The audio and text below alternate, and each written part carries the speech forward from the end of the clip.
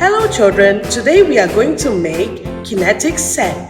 All we need are a cup of baking soda, half cup of sugar, half cup of cornstarch, 1 tablespoon cream of tartar, quarter cup of water, extra water, food coloring, a whisk and a bowl. First, pour the baking soda into the bowl. Next, add in the sugar, cornstarch, cream of tartar,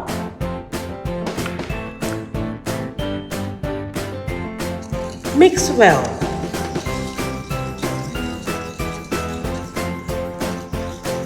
Drop about 2 drops of food coloring into the water. You may stir with your whisk.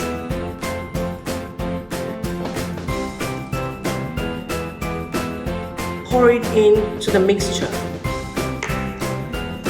Continue to stir until all combine.